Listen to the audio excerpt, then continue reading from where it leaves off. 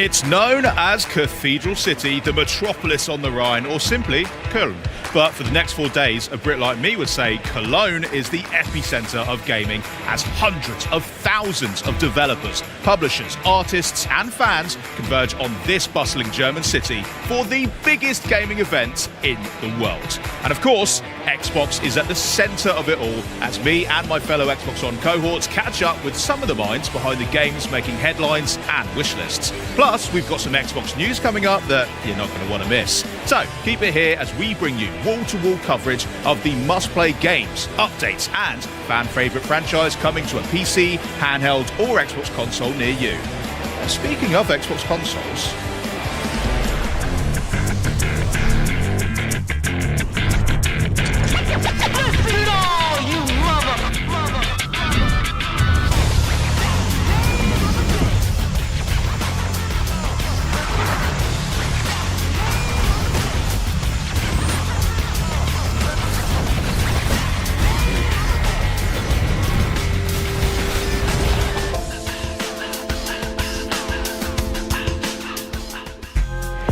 back at the Xbox Showcase in June, one of the many cool things that we unveiled was the Xbox 25th Anniversary Collection, with a translucent green Xbox Series X and Xbox wireless controller.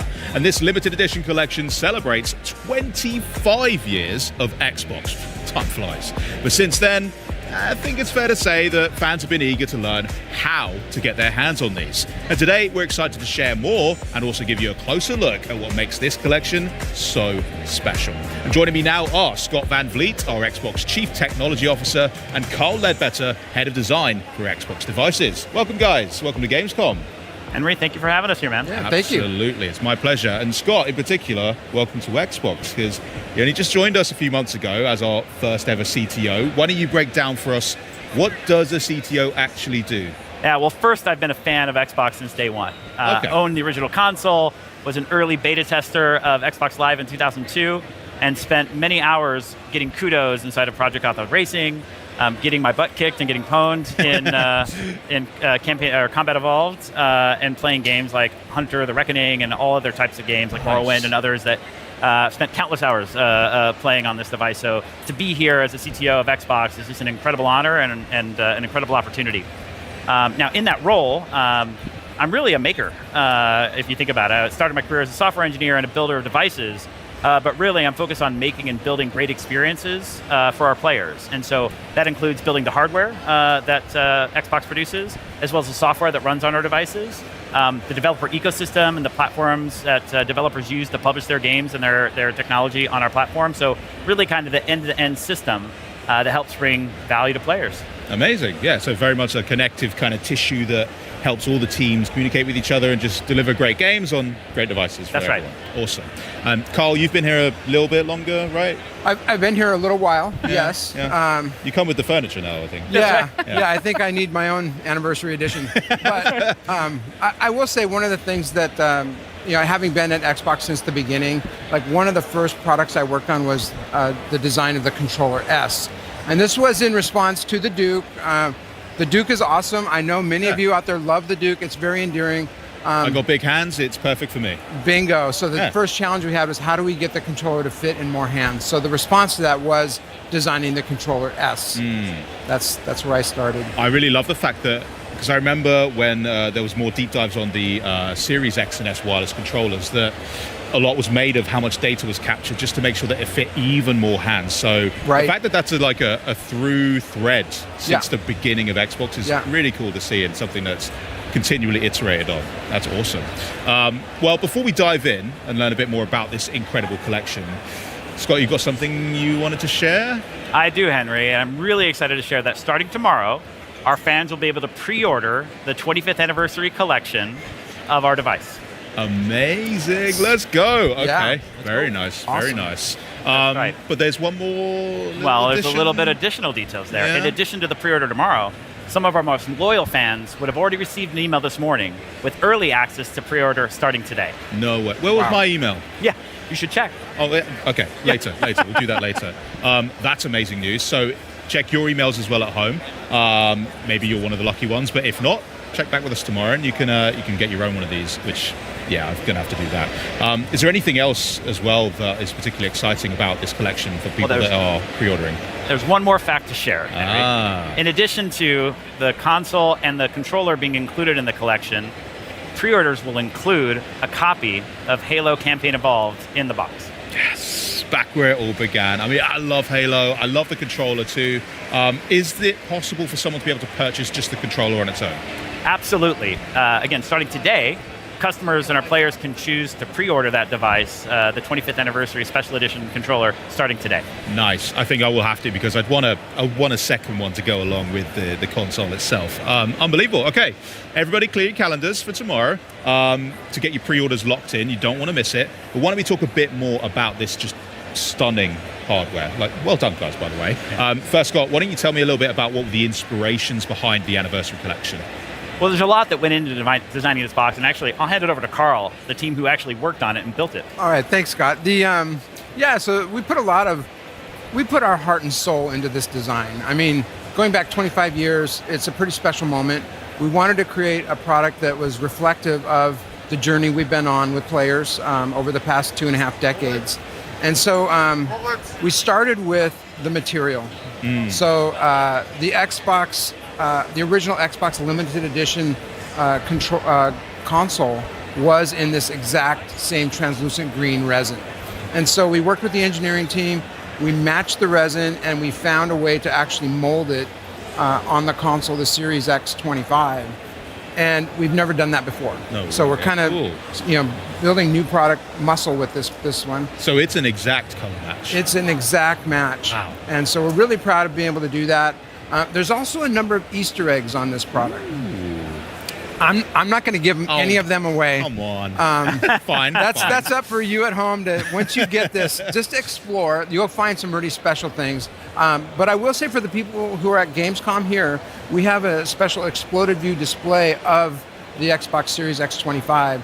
And on that one, you can see around the fan shroud Master Chief's helmet. He's molded in. It's special. Sick. Do not do this at home. That's right. Do not take our word for it. Yeah, do not open the device. Do not open the device. But for those of you at the show here, you can check it out. We also did a few other things. And so you'll see on the front of the console, it has the branding, the Xbox 25. Yep. On the controller, we also have that. We also did something that we've never done before. So I'm going to turn this on. And you'll see that the Xbox button, we lit up the X shape in green. Nice. So this is a true homage to the original branding for the Xbox. And that's just something that every time you turn on the console is going to remind you of where we've come from and the journey we've been on together. Can I talk a little bit about the controller? Please do. Okay. I'm not going to stop you. Yeah, the team just went all out. So, we talked earlier about the controller S design. So good. How to make it more comfortable. Yeah. Well, that was a lot of inspiration there. So on the controller, you'll see the ABXY colors are the same: red, blue, green, and yellow. It has the branding, the Xbox 25. On the back, I don't know if you can see that, we have the original Xbox logo. That's nice. Yeah, so that's printed on the back. And then for those of you who know, the controller S actually had the ABXY, but it had the C and Z buttons. They were white and black, and those later in life on the Xbox 360 became the bumpers. So what did we do? We made the bumpers in that same black and white. It's like pulling on my heartstrings. Yeah. Like literally bringing me back 25 years. It's awesome. Oh, it's so wonderful. Cool. So that's just some of the design details that we did. We actually did one more thing. Oh? Never before done. So this console, each one will be laser etched and numbered. Unique. Yes. Yeah. That's sick. Oh my goodness. I can imagine already. People are going to be looking, who got the 25? That's right. Who got the 117? The 117. Yes. That's going to be a real chase for collectors. I love it. Love serialized. And you've absolutely nailed the design. As someone who's been playing from the OG Xbox, I didn't have a translucent green one. I had the black one. So this is a nice chance for me to own something that's a piece of gaming history and also just looks so sick. So congrats, guys. Yeah. You've really, really done a great job. And if you are at Gamescom, definitely check out the exploded view. Super cool. I'm kind of intrigued if I could get one like that and then maybe just put it together myself, because I'm a bit of a tinkerer sometimes, but I'll let you know. Well, it's been an absolute pleasure having you here, guys. Thank you so much for sharing all those details about the Xbox Series X 25 and, of course, the Xbox 25th anniversary controller as well. I'm not kidding. Get that reminder in your calendar so you don't miss the pre-order window. But hey, maybe check if you're one of our most loyal gamers and you got that early access email as well. But coming up, the Crazy Taxi World Tour continues with a jaunt through Germany unlike any other. But then we swap the pickaxe for a sword with an all-new game demo for Minecraft Dungeons 2. But Minecraft Dungeons 2 isn't the only big game coming to Xbox, with Gears of War E-Day, NBA 2K27, Call of Duty Modern Warfare 4, and Grand Theft Auto 6 all on the way. Xbox is truly the best place to play. But first, you're a raccoon leading a gang of trash pandas in all-out mischief and mayhem. Yeah, it's our first world premiere of the day. Enjoy.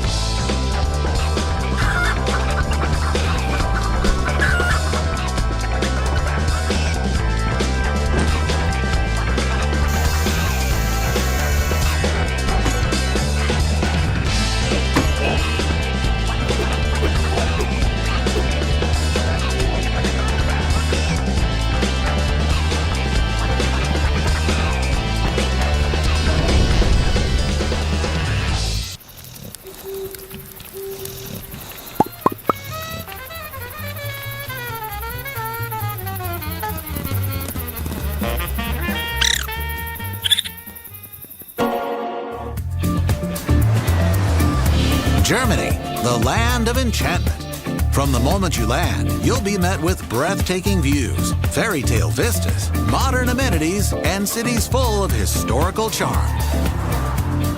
And there's no better way to explore this vibrant land than by car. Experience historic villages, modern art, delicious sausages, fantasy castles, magical holiday markets, and pointier castles. The charm and atmosphere of the natural beauty is only beat by the colorful locals you'll run into along the way.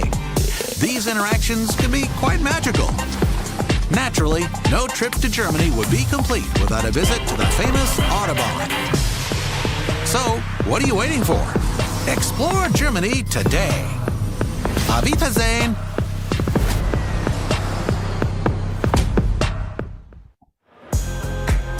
Welcome to the home of Minecraft Dungeons 2 at Gamescom, right here at the Xbox booth.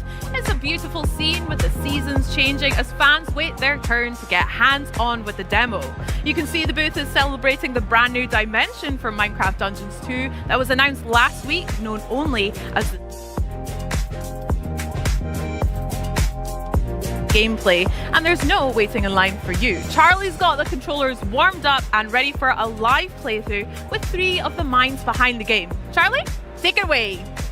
When it premiered back in 2020, Minecraft Dungeons was called the perfect introduction to dungeon crawlers for beginners and a breezy adventure for veterans, and a great couch co-op too.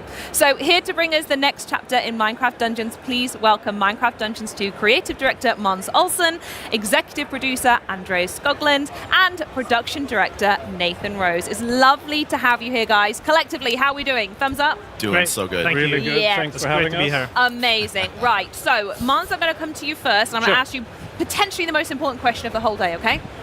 what kind of game is Minecraft Dungeons 2, and how does it build upon the world of Minecraft? Okay, so Minecraft Dungeons 2 is an action RPG set in the world of Minecraft. You fight familiar enemies and new enemies. You collect lots of treasure, and you can do all of that together. So you play up to 4 players, either in couch co-op or online play, or just mix the two together. And co-op's a huge element of the It title, really right? is, Yeah, amazing. And we're seeing such amazing footage here that we've seen already, but one of the things I really want to dive into, because we have a live demo today, how very exciting, is the character customization, because this has evolved quite a bit since the previous title, right? Yeah. So we're seeing the new inventory here. There's a few things that we have done to it. The armor slot has been split up into 1 from the first game, into 4 slots. Love helmet, that. chestplate, leggings, and boots to Just match like Minecraft? regular Minecraft. Yeah, and just more loot gubbins to Exactly. pick up. More loot, Yeah. more ways to customize. Exactly. We've added a new item slot called talismans.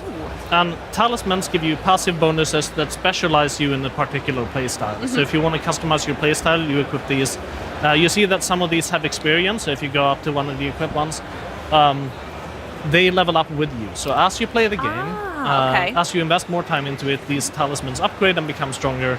And for example, there is the Tasty Bone, which gives you a wolf companion that fights alongside. Good, he's back. I'm very happy. And you can switch these in and out to match For the sure. playstyle, yeah? Yeah. I know that's a huge emphasis for you guys. Is, you know, again, when you go in to choose a character, you choose the design of the character rather than a class type that you. Exactly. We have Yeah. this idea that you are what you wear. Oh, I love that, Mons. That's yeah. beautiful. So Nathan is going to go upgrade some of his loot at the blacksmith. Some of these have slightly lower item power, so if you just want to bring them up. Beef them up a bit. And at the blacksmith, you can also the gear spawns with random effects, and you can swap those out as you like. Okay. So you can spend this special currency called the Echo Shards to re-roll your effects that you have on your gear to specialize your character. So you can still grind for like the legendary style, like the look of the loot that you want, Sure. but then you can come back here and refine it with this additional currency. right, yeah. Wonderful. Okay. So what are we going for here? What are the options?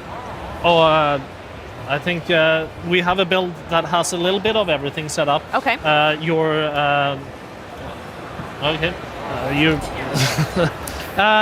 So the melee weapon here is unique. It's a very powerful item that has additional melee boosts of different kinds.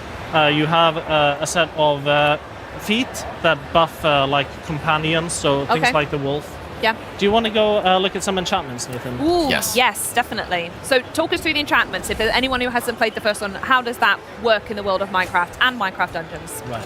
So to further specialize your gear, you can put enchantments on it. So you collect enchantment books out in the world. This is a change from the first game, Of course, yeah. where you had enchantments built into your gear, and now instead you collect these books and you can apply them as many times as you like to whatever gear that you like. So Oh, wonderful. Nathan, take your pick. Okay, I'm gonna go with Ender Mines on my main hand weapon. And what does that do? Weapon attacks deploy 2 mines that explode in proximity. Ooh, that does sound very good. Great ag control on that. And so now, whenever he does jump attacks, also new to the game, Ooh, okay. or combo attacks, swing multiple times, Ooh, that looks awesome. then you'll see these endermans pop up. And as a personal favorite, I could also see on the bar at the bottom that the firework arrows are back, right? They are indeed. They are my favorite thing. So I played this game obsessively with my family. It was the first game really that my daughter got into. With the couch co-op really came to us here. We even gave it a nickname. If you guys are interested in hearing a little, Please. maybe you can rebrand it. We called it Minicraft Dungeons. Oh, Let me know if alright. it I love sticks in that. the office. No, it's I good, imagine it's good, it it's good, doesn't. it's good. But We'll yeah, adapt it. I loved it. And should we head out yeah, into the world and if we get a can few make more my dreams players in? come true, All right, play let's it, join. that'd be great. So we're gonna travel to an outpost in the forest area here, and then I'll start. I'm gonna choose this guy. Beautiful. Okay, and me. Charlie. Here we go. I'm going to go for you. Lovely. I'm going to pick a character as well. Beautiful. And here we go. And very quickly, that map was an interesting thing. Instead of going onto a specific place, the table, choosing a mission and moving over, this interconnected world is brand new, right? Right. Yes. Yeah, absolutely. Andreas, actually, do you want to talk us through any of the other new elements that are coming along?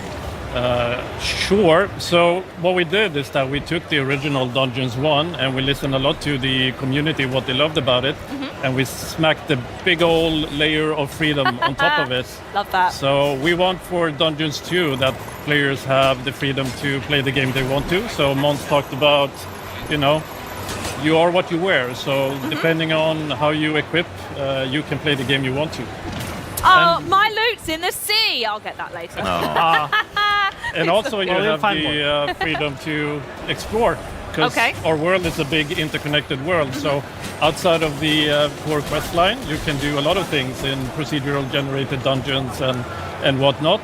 And lastly, we also want dungeons to be, you have the freedom to play it with your friends the way you want to. So we put a lot of emphasis on building out our co-op feature set. Absolutely. I mean, you had such a huge community that came along. I'm going to nick that TNT, by the way. From the first game, millions and multi-millions of people played. So what was it like to build upon that foundation when it came to the sequel? Well, the beautiful thing about working on a sequel is that you can listen into what the players loved about the original and use that as a guiding star when you build a game. So really, we wanted to tap into all of those things. Is there one feature in particular that fans were really, really wanted the Mons most? mentioned it. We jumping dear. is a big one. I've got you. Someone But protect all me. in all, we Thank really you. want the game to be approachable for new players to the sub Minecraft genre here, but also have a lot of depth to returning players. We have actually the mini inventory that we could show off. The which mini is, inventory. Oh, look at that! So in the Hold on, what do I press to get that? the D-pad up The button. D-pad up. Yeah. So in the first game, you had to inventory management. You had to like take it one in at a time. turns. Yeah. And that was some feedback from the community that we really took to heart. Absolutely. Now we have this mini inventory so everyone can manage the gear at the same time. Oh, yeah, we would rock, paper, scissors in our house as to who got to go first to look through the loot after a fight. That's incredible. I love that. That's really good. We also have this guiding line. If you're ever lost in the world, you can just press Love that. the button here. and Really you know where to accessible. go. Yeah. So we're gonna go over to. Oh, you're hitting me with TNT. Oh, that was me. No. Okay. Oh, Well, that's Oh. another fan favorite. it's usually a Mons move. And another improvement in this game is if multiple people revive at once, you revive faster. So that Oh, was something amazing. we were doing there. That's really cool. I also wanted to ask as well, so I'm looking at what I've got equipped down here. What's this candle? That's the creeper candle. The creeper candle. So, like a creeper, it explodes. So you Uh-huh. put it down, and then after a little while, it explodes, and it takes a bunch of enemies with it. Okay, perfect. Right, I'm going to test that up on the next adventure that we have. In fact, I'll tell you what. While I'm waiting for some poor innocent fool to put my creeper candle on, let's talk a little bit more about discovery and exploration and what makes this game as fantastic as it does. What's it like to expand this world even further for fans, Mons? So we just walked past this doorway. We didn't enter it, but that leads to a randomly generated dungeon. Oh, okay. And so you can enter those to find special currency, these echo shards that we use for enchanting and for upgrading the merchants in town.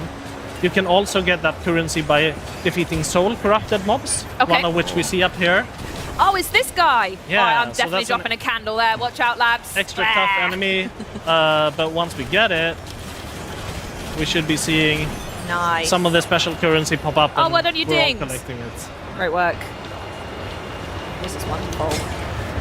Okay, and so we're just gonna walk up this tower and find the. Who's going to be up here? Well, let's see. Okay, all right then. Nathan, I wanted to ask you about the evolved co-op experience as well. We've spoke about it a little bit, and obviously we can see it on display here, but we mentioned it at the top. Co-op is such an integral experience to Minecraft Dungeons 2. Can you speak a little bit more about what that's like to bring it together and what it means for the title? Yeah, absolutely. A big change that was made between Dungeons and Dungeons 2 around couch co-op is the ability to join a online multiplayer game within a couch co-op group. So say if you're at home playing with your family and you have an open spot for another player, you can matchmake and grab another player from the internet to join your couch co-op party. Oh, wonderful. It was a that's big brilliant. change that was really necessary and something that our fans have been asking for. Yeah, I can imagine. All right, kill all them idiots. All right. Oh, this looks like what? Oh, the weather's not good either. No. Oh, dear. Well, I think we have one of those infamous demo bugs here, but Oh, no. this is supposed to be a big boss fight. And you've robbed me from it. That's fine. I will Yeah. have to wait and see it when it comes out. Nathan, do you want to take us to the forest and we can play some of the forest there? Yes. Oh, yeah, absolutely. So, yeah, let's talk a little bit about how we're going to get to the forest, the map, the world, how it all connects together while we're setting that up, please, Mons. This Right. stunning, by the way. Yeah, so we have this lovely map. There is things to do all over it. As you can see, there's like little indicators of side quests. Okay. In fact, actually, I think I've just been told that we can't see it here, but everyone, there we go. We do have a clip. We had a little nice. practice on the boss fight. So actually, we There can he just is. talk Let's over look the at that. footage Oh, and nice. how good I am. I don't think, yeah. So talk us through. Who are we seeing here? Right, so this is the Copper Monstrosity.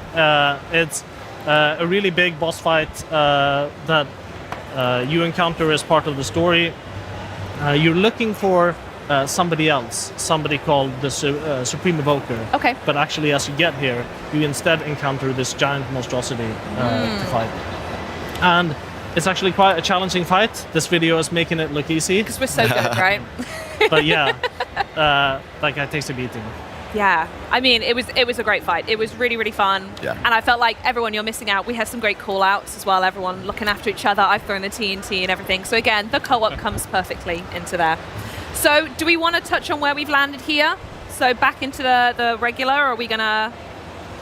Let's have a look at where this goes, actually. This was really interesting when we I think when it's we an looked at interesting this. cutscene too. Yeah, talk to us about what we're about to see then. Right, so this is right after the fight. And we're seeing some of that quirky Minecraft humor in this cutscene. Yes, love that. I'm so glad you've kept that in. Yeah, we're picking up a note block, which is important to the story.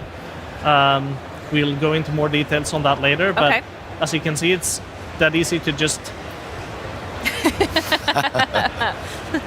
Laughing at him in the background. Is there any symbolism with the music box? Oh, there is. Yeah. Yeah, but we'll get into it at a future date. All right then. Well, on that note, talking of a future date, Minecraft Dungeons 2 does launch next month. It's not that far off, guys. I hope we're all excited. Are there any last thoughts you wanted to share with players before we wrap up? I mean, saying we're only 1 month out, I think this is a brilliant time to also pre-order our game. Because it comes with a lot of really nice, items you get with pre-order. I mean, look at this cape. Cape is beautiful. Look at the chicken. Look at the chicken. That's the Soul Chicken Pet. Oh, I love them. Oh, so sweet. So this comes as part of the pre-order bonus, as you Yes. say. Yeah. So pre-order now, get these things, and we'll see you all in a month. I'll meet you in the interconnected Absolutely. world. I'll be jumping in all your lobbies. Well, Great. thank you so much for joining me today, guys. This was absolutely fantastic. Good luck with the rest of Gamescom as well. And yeah, thanks again for walking us through this demo experience. But coming up, it's the day that changed everything. The most important event in all of Gears of War lore. And we're not just talking about the long-awaited reunion of Marcus and Dom. We've got the latest on the campaign and what Gears fans should look out for when Gears of War E-Day drops later this year. But first, let's keep the party going with another world premiere. Know you what it is to behold the world's ending?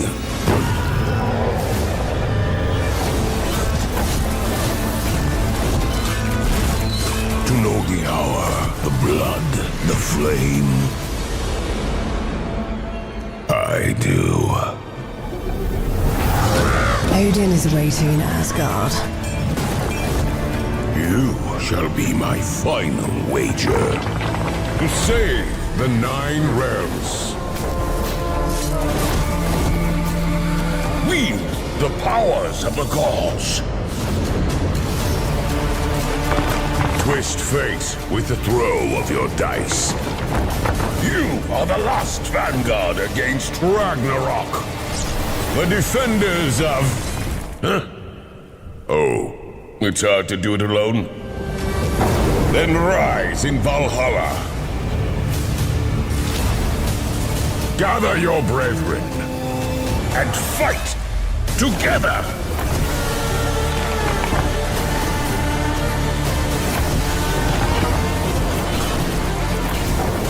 Show the spawn of Loki why you never bet against the gods.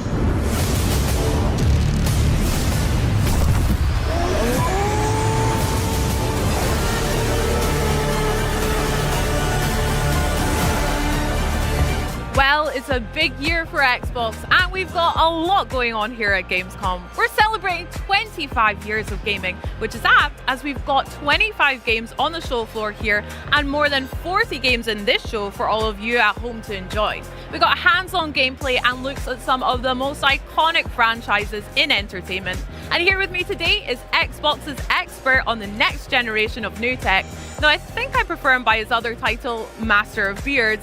None other than Jason Ronald himself. Welcome, Jason. How are you? I'm great, and I'm so excited to be here at Gamescom. Thank you so much for having me. No, of course. You've been to quite a few now. Is this number 10, right, for you? Yeah, I love coming to Europe, and not only is it Europe, but Germany is so important to everything that we do.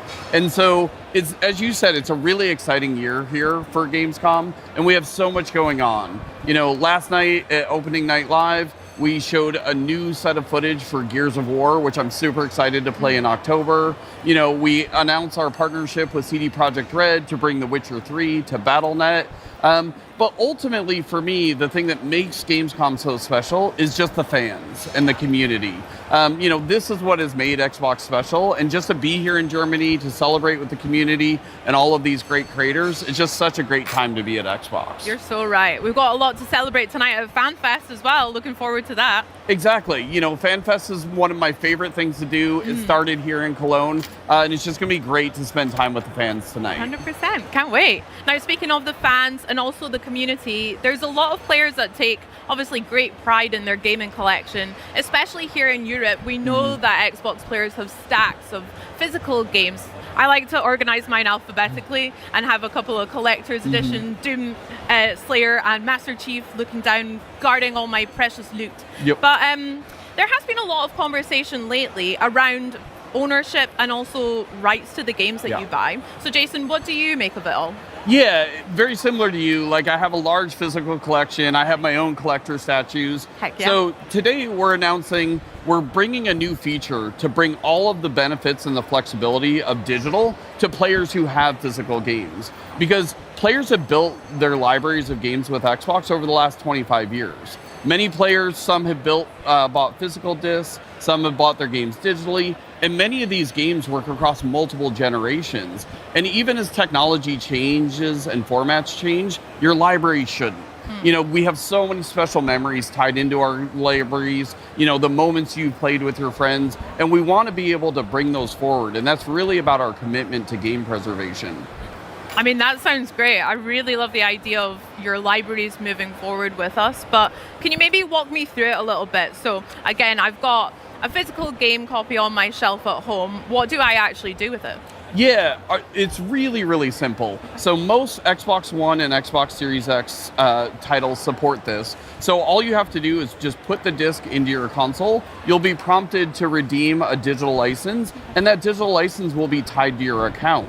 And so now you get all of the benefits of digital. So you don't have to put the disc into your console to play the game. If the game supports Xbox Play Anywhere, you can easily play it across multiple screens. And you can even do things like cloud streaming, which you never were able to do previously from a physical disc. Wow, I mean, that sounds sick and also really straightforward. You mentioned just then about supported titles. Yeah. What do you mean by that? Yeah, so we're launching with support for thousands of games. Okay. And we'll add more over time. And this is part of why we're launching it with the Xbox Insider, so that we can start collecting feedback. And you'll see improvements over time. But this is really just, when you think about working with thousands of games across 25 years of Xbox, very similar to how we brought the original Xbox games to PC. We're just really focused on giving you more flexibility and giving you more ways to play the games that you've bought from Xbox over many years. Awesome. Sounds like a lot of ways to play. And with this new feature, nothing's been taken away here, right? No, not at all. Your physical discs continue to work as they always have. You can display them with your collector's editions and just celebrate your collection. And it's really about adding more flexibility and providing more choice for you as a player. Mm-hmm. I mean, I love that. You mentioned having a collection that spans loads of years. I know for sure I've got a game or quite a few that I would never ever want to get rid of. And as we approach Xbox's 25th anniversary, what are you hoping that players take away from this? Yeah, for 25 years, players have invested in Xbox, and the players have really been what have made Xbox special.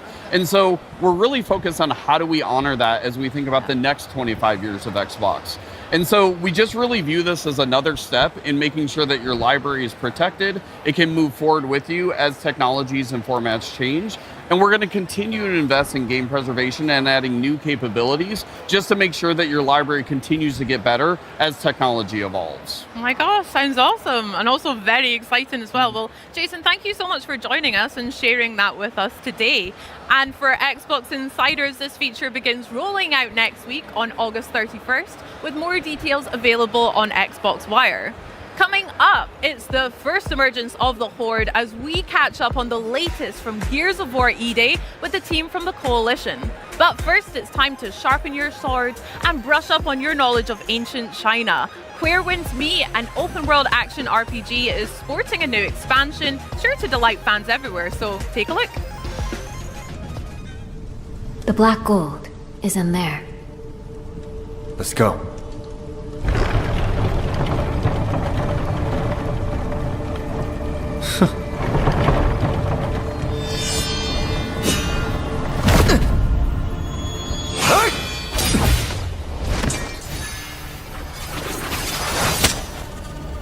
At last, I've got you.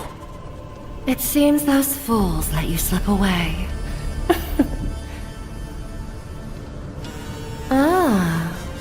Last time you had a drunk.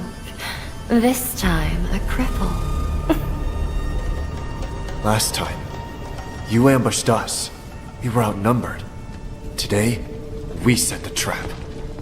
Knowing that the Lodestar Swordmaster wanted the black gold, how could I not be ready? Ever since that day, my only goal has been to find you. To kill you myself! After all this time, you've still learned nothing. Serving yourself up like this, what a tragic waste of poor Han's sacrifice.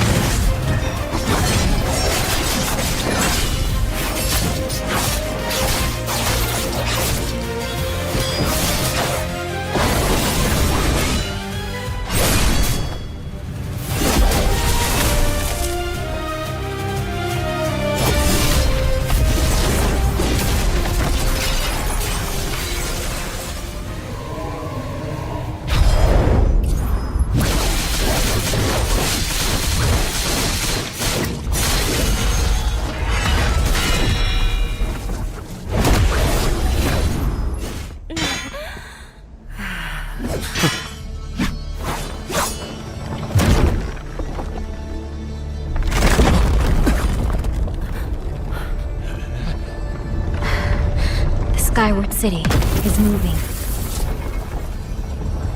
Artificers, what do you want? Huh? I see now.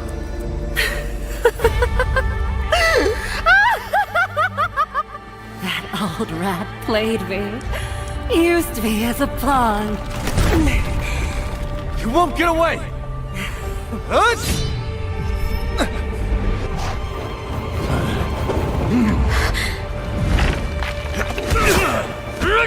If we take flight, the black gold will destroy the city.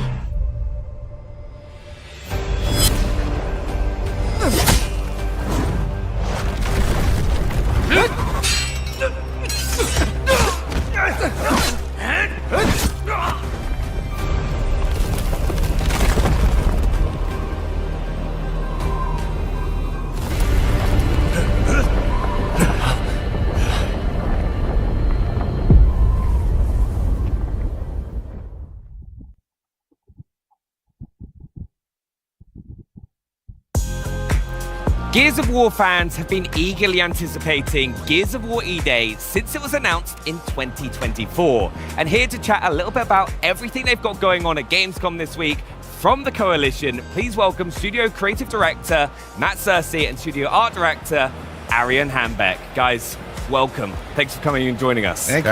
Our pleasure. Now, you obviously had opening night live last night, had an incredible story trailer. Can you tell us a little bit about that? Yeah, that story trailer, obviously, when we craft trailers, it's a bit of a love letter to the game, to the fans. And with that story trailer, we really wanted to show off some new elements from the campaign we haven't been able to share yet. Obviously, Vrak at the beginning, but also our story is about, the origin story of Dom and Marcus and Bravo Squad, but there's so many more characters in our story, and they all have character arcs as well. So we got to show a bunch of people that are there fighting alongside you in E-Day. Yeah. Now, you mentioned Vrak, right? Can you tell us a little bit about him? Because he looks mean. Yeah, he definitely is, yeah. So Vrak is a Locust commander, in the Locust army. If you look closely, you can see that he's got a lot of shit going on his face. He's missing an eye, he's got burns on his arm.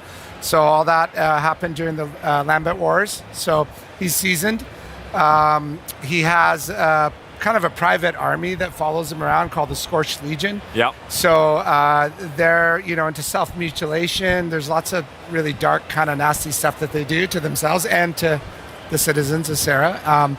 And I think overall, Vrak just represents, he's like the personification of the brutality and the actions that they do. They just want to kill everything they see, including the squad. Yeah, he, honestly, when he was just pouring that emulsion over people, I'm just there like, that's horrible. Yeah. But also, there's some of the weaponry and stuff that comes from that squad looks so fun to use. Absolutely, yeah.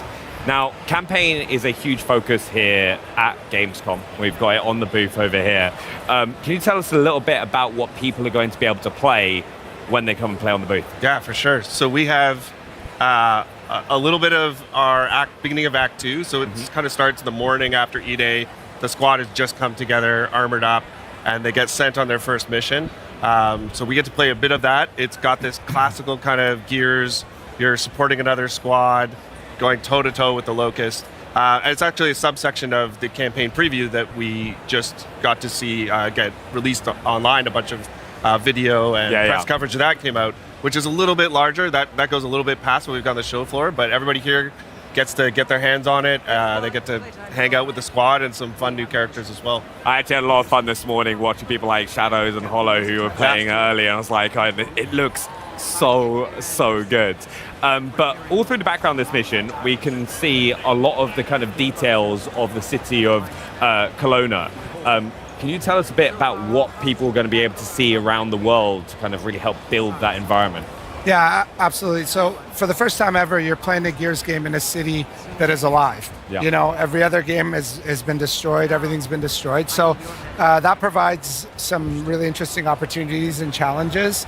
We really need to think about what was happening in the place when this event happened and life just got suspended, in one shot. So I think fans, when they play the game, they're going to be able to... there's lots of storytelling, from something simple as a piece of paper on the ground, what's written on it, to what's, there's a meal that someone was eating when the locust came out of the ground, to more complex set pieces where there's a bunch of dead bodies and maybe they got dragged somewhere. So I think, it does pay to slow down just a little bit while you're playing the game and look around and just really take in all the detail that we've really loved putting into the game. You can also see in shots like that where you get glimpses of this whole city, which we built. We built the whole city, which is really cool. And there's this battle going on everywhere, right? So you see helicopters go by, you crisscross with other squads, which is what's happening in this mission. Just this kind of vibe that there's always a battle sort of raging across the city and you're just weaving your way through it. Yeah. I think also one of the things we do have to touch on, and you'll see this throughout the gameplay you're watching, it's like the destructible environment. It looks incredible. Yeah, for sure. Gears has always had destructible cover in it. We've taken it to a few different steps here. You see some larger buildings come down at different moments in the game, just to make you constantly realize that not only is the immediate area around you, having a battle in it, but the entire city. Whether it's a block away, you can hear gunfire, you see a building come down, you see a little block of a street go down. It's all happening live as you play the game. Now, everything we're watching right now is single player, but Gears fans always want to know about co-op. Yeah. Can you tell us about that? Hey, yeah, of course. So co-op is near and dear to our hearts. I think it's one of the unique things that Gears has sort of woven into every part of it. Our story is about squads overcoming the odds together. We've got modes like Horde Siege that are about multiple squads of 4 coming together. Of course, we've got PvP, which is 4v4. So campaign's got 4-player online co-op. Amazing. 2-player split screen on console. All 4 players in the squad are playable, all 4 characters. And I think it's one of those games that it plays great on its own, but it just sort of comes to life when you're there with a friend, your ride or die buddy like Marcus and Dom. A lot of our mechanics sort of come to life a little bit more in terms of our enemies, obviously DB&O and a bunch of other stuff. It's a great experience. Yeah, you see it a few times, like if you get downs, like Dom coming to save you and stuff like that. Yeah, different kinds of it, right? We have the rusher enemy that'll pin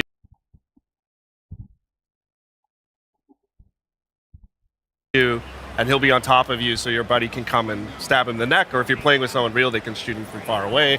There's all sorts of examples like that. Yeah, I'm so excited to hop on with the rest of the Xbox One team. There's all 4 of us kind of flying our way through. It's going to be a lot of fun. But one of the other things in what I really like about Gears is there are multiple ways that you can approach scenarios. Like this is a bit more of a linear mission that you've said in the past, but what ways are people going to be able to approach different situations they're going to come across? Yeah, so this is definitely a little bit more of a linear mission, but even within this mission on this bridge, we've added a bunch of verticality to the game. It opens new flanking routes, you can climb up cars and trucks. And then this mission specifically, at the beginning of Act 2, is sort of leads into this other part of Act 2 on the other side of the stadium that you catch a glimpse of in our campaign preview, where the world opens up a little bit. We give you access to multiple city blocks. There's a bunch of battles, like I said, going on different corners. You're always on your main objective. And we also add some new mechanics to the campaign. So we have our weapon mod system that people got to see in Horde Siege, and that actually gets introduced as you play through the campaign. You get to find new mods and craft your own weapons and really invest in the gameplay sandbox. Yeah, now this is actually something I got really excited about when I was watching through the gameplay earlier as well, is what kind of mods are people going to be able to get their hands on, and how is that going to impact the weapons that they're using? Well, it's a variety of mods, and some of them do little tweaks to the weapons. They change the clip size or your range, so you can just tweak it to your preference, but some of them are full-on attachments, you can take a Nasher and slap a bayonet on it. Yeah, so it's been really fun exploring, when you use an attachment, some of them have visual representations on the gun, some of them don't, but you end up seeing people with different attachments. The guns can take a little bit more personality, and you start to understand how people like to play and what they like to do with their guns. Yeah, I also like it goes for the gear as well, isn't there? Absolutely. Yeah. And how are people going to be able to find those kind of mods to upgrade their equipment? In the campaign, that's where the open sections really sort of come to life. There's a variety of ways you can get it. It pays to explore this game. Arian was talking about there's a ton of environmental storytelling. but we've also hidden stuff around the world, collectibles, mods.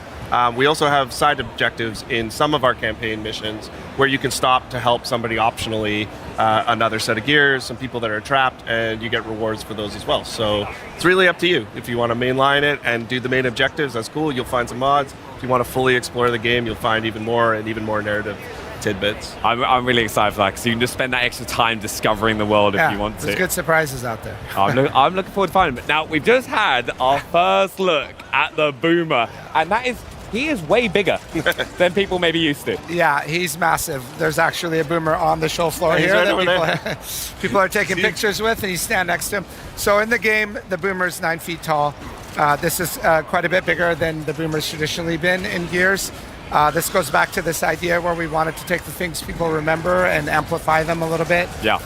And then it also introduces fun ways for him to enter the battlefield. There you can see he breaks through this big truck, this tanker trailer that causes a bunch of fire and explosion, but he also doesn't fit through doorways. So if he's coming through a traditional door, he has to bust his way through. Oh my! So that just makes it a little more exciting when he makes an entrance. Yeah, you're like, oh, I'm fine. He's 9 foot. He can't get through here, and he just smashes it through. Yeah. No, I've got to say his weapon as well, because we all know the boom shot. Yeah. Right. This is like even bigger. It's a bigger boom shot. Yeah. Like the Locust, when we were going back and looking at revisiting old weapons, we always wanted to see if there was something else we could do. So we've got like the prototype Lancer, we've got the heavy boom shot, means you're really committing to carrying a rocket launcher around instead of just something in your back. It's also opened up opportunities for us to add new weapons like the gut puncher, the cog grenade launcher. Yep. It's like a little more skill use than the boom shot. You could time where your grenades go. So everything kind of found a new place. And we got to make some cool variations of weapons people have seen before. I love the breach shot as well. I think that's like fan favorite. Some of my favorite guns. It's such a super satisfying. And the active reloads is popping up on screen there. I just wanted to go through a couple of things because there's two features, right? One, it's in a different place than some fans may know, but also bullets are appearing a little bit earlier. Yeah, we put the active reload down in the center screen. We found through our testing that, for a lot of people, some returning fans, especially new fans, they just use it way more. If you're an old fan and you like it up and where it was, and that's your muscle memory, 100%, there's a setting for that. But for some guns, we also have this per shell reload mechanic, like on the breach shot and Asher. It's really cool because you can still get your active if you go all the way and you wait for it. But if you need that extra shot to get out of a clutch situation, there's a wretch in your face, or in PvP, a person right up on you, you can pop a load right into them as they come.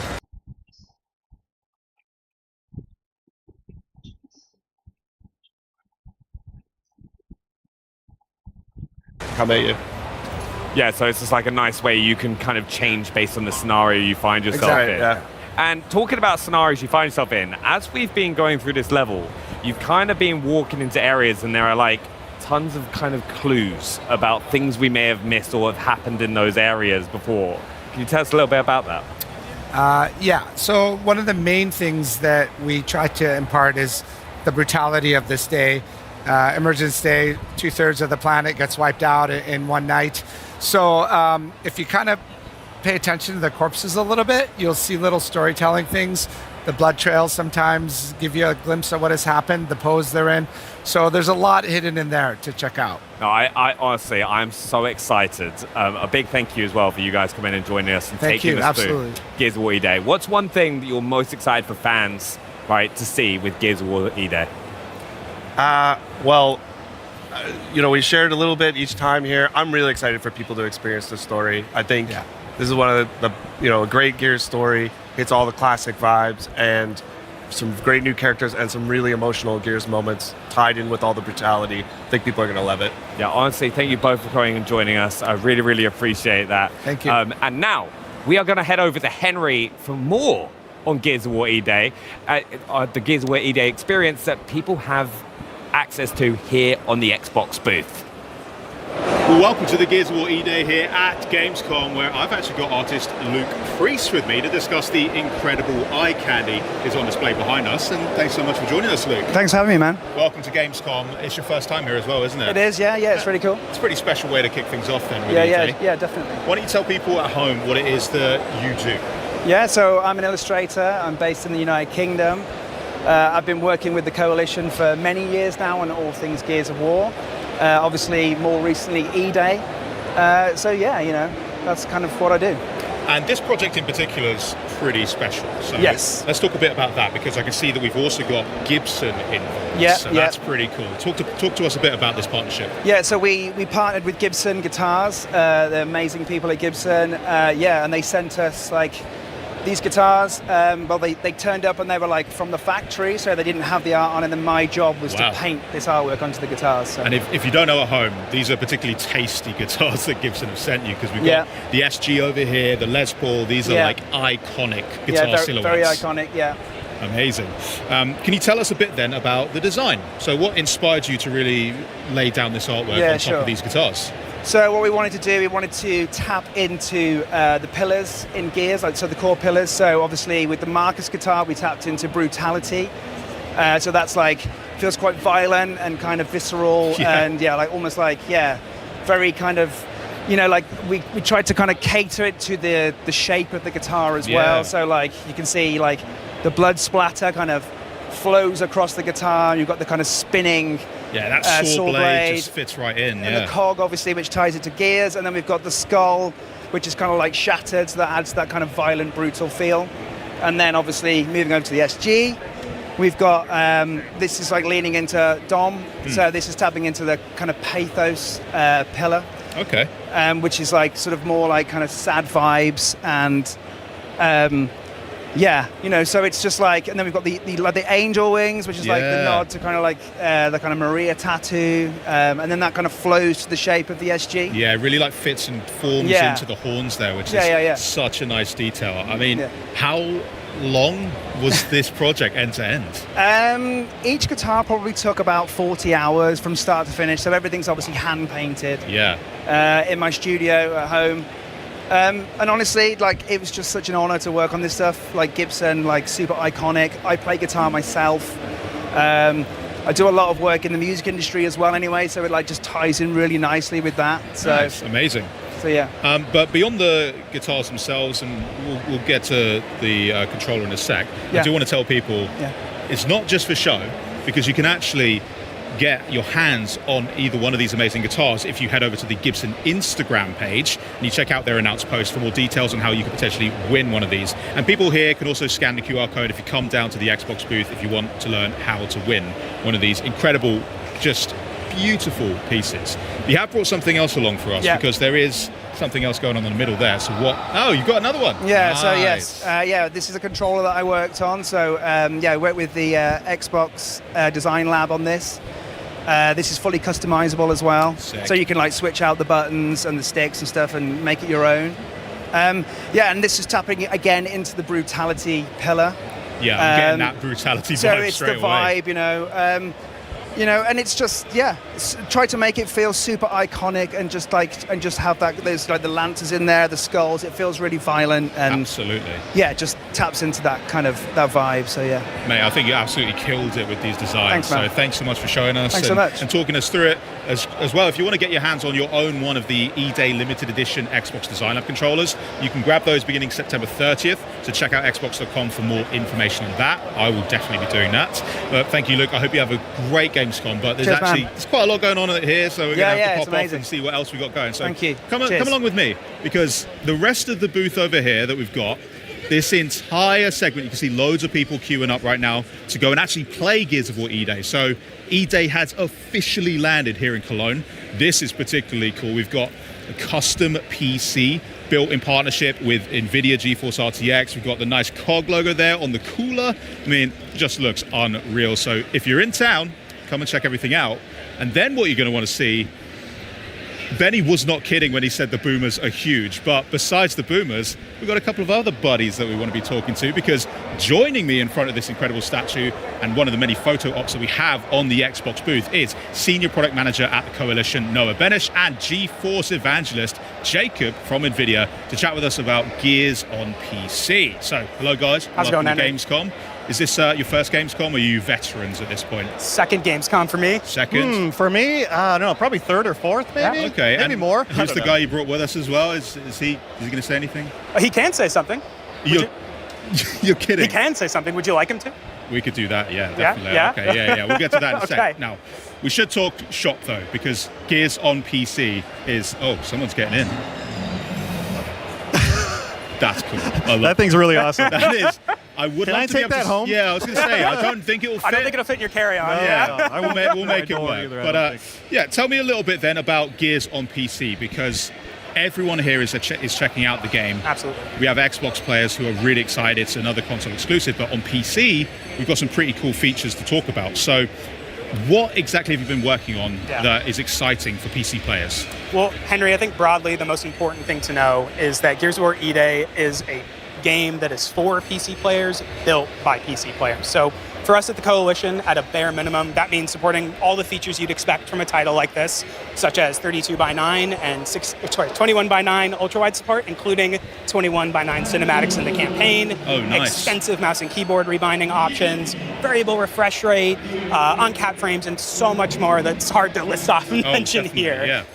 But beyond those sort of baseline features, we wanted to take the experience a little bit further for our PC players with advanced graphics technologies. And that's why last night we were so excited to announce that in partnership with NVIDIA, we have integrated deeply mega geometry into our game. Mega geometry. Okay, Yes. so I'm going to need you to run through what exactly we're talking about with that. Yeah, RTX Mega Geometry. I am super excited about RTX Mega Geometry. So Gears of War E-Day supports nanite, so you'll get really detailed like environments, objects, and with RTX Mega Geometry, we can actually add ray tracing on all of the nanite geometry. So you'll get much better looking reflections, shadows, and I mean, it's just going to be way more immersive. You get 50 to 100 times the geometric detail with RTX Mega Geometry enabled. It's pretty amazing. That is intense. So, like, just to break it down, we've got geometry, shapes, Mega, pretty freaking sick. Yeah. Okay, cool. Everyone's on board now. Great. Well, thank you so much for chatting to me, guys, about everything here. Of course, that's not just what's going on here, because in the actual play area, people can check that out too, right? Absolutely. I mean, better than talking about these features is experiencing them for yourself. So you and everyone else here at Gamescom can enjoy our first public hands-on of Campaign inside the booth behind me. We've got 20 stations, all of them PCs, Sick. all powered by the GeForce RTX 5080 that have been built by our friends at Alternate. So if you're here at Gamescom, please come check out the Campaign. Yeah, you know what to do now, guys. Yeah, thank you so much, guys. I'm probably going to head in there shortly after All this. right, we can go get with the line. It's a bit of a big queue, though. Yeah, but I might go in. I know a guy. Yeah. Oh, thanks. Nice. All right. Well, for a deeper look at that technology that is powering E-Day on PC, why don't you check out this exclusive behind-the-scenes Vidoc from the Coalition and NVIDIA. Check it out.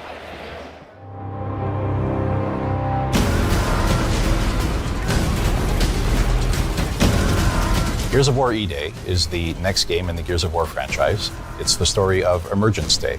It's going back to the beginning, when the locusts first come out of the ground and start attacking. It is also a game that has been built from the ground up on Unreal Engine 5 with all new art and all new systems to push visual fidelity to a level we've never achieved before.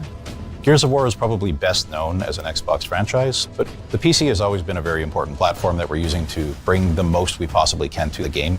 The PC community is incredibly important to us. I, myself, am a PC gamer. I've been making PC games for my entire career. And we've built this game with a PC mindset.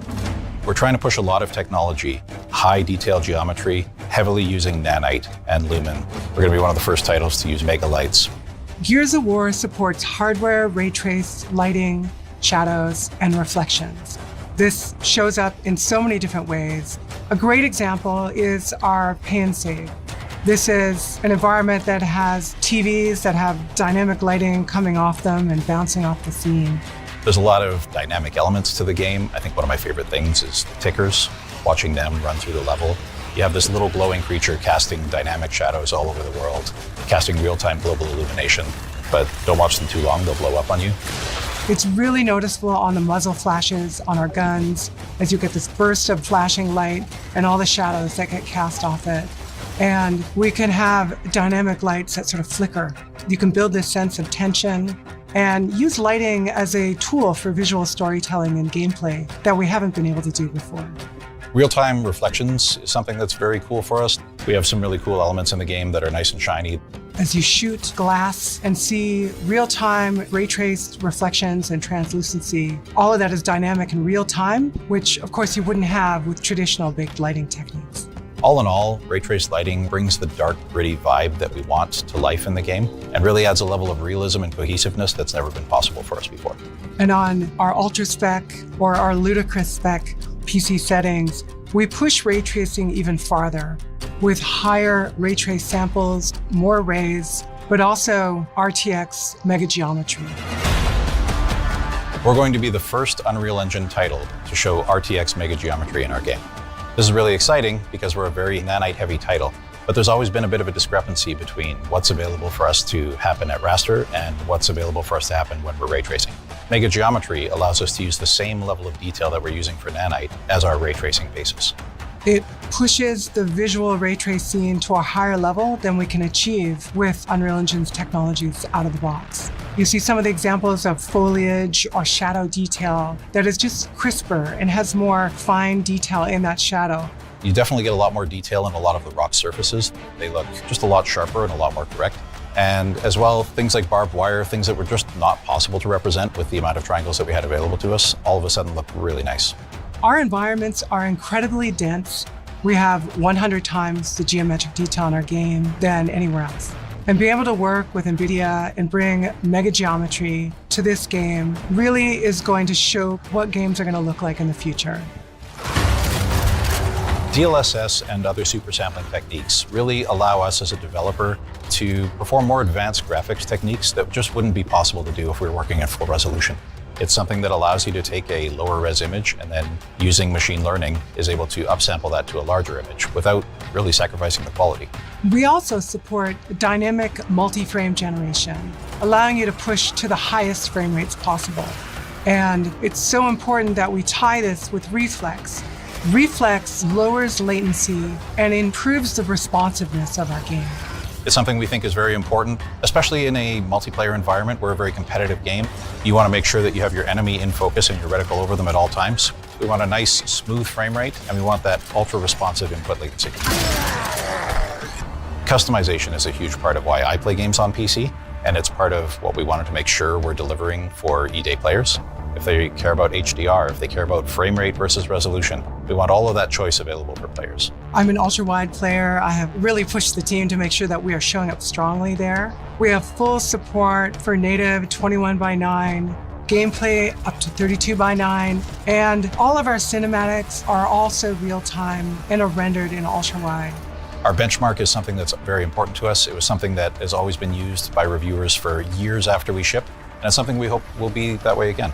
This is a very technically ambitious title, and I think we're going to push hardware for years to come. We've always built our games to showcase the latest technology and push what is possible in gaming.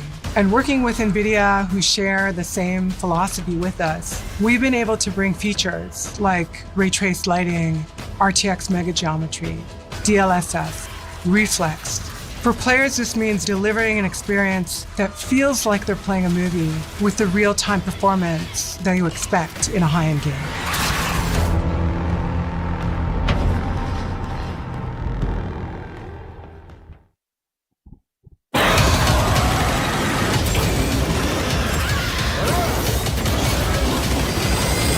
Welcome back. All suit systems are nominal. Atmospheric interference is causing data transmission issues. Proceed with mission.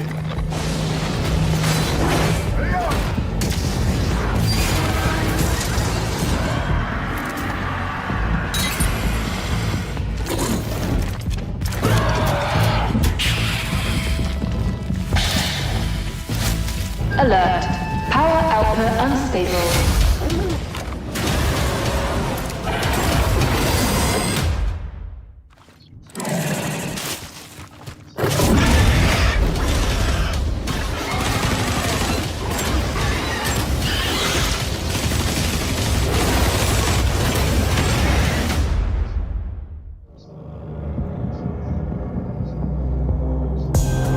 I love it when the title of a game so purely matches the gameplay, and here to break down what we just saw and give us an exclusive first look at what fans can expect in-game for Alien Deathstorm, please welcome Rebellion's head of design, Ben Fisher.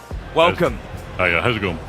Ben, it's so good to see you. I mean, it feels like only yesterday we were hanging out at the pub, chatting Atomfall, and it seems that you and the team have been pretty busy since then as well. Yeah, I mean, it's great to work on a load of different games at once, but we learned some cool stuff from Atomfall about sandbox freedom and giving the player non-traditional ways of doing objectives. We've fed that straight into Alien Deathstorm. Ooh, I love that. Now, on that topic, Atomfall, congratulations. It's been a huge success for you guys at Rebellion. I hear it has a lot to do with maybe Benny and I's characters' face scans in the game, but you know, I reckon so, yeah. We won't take too much credit here.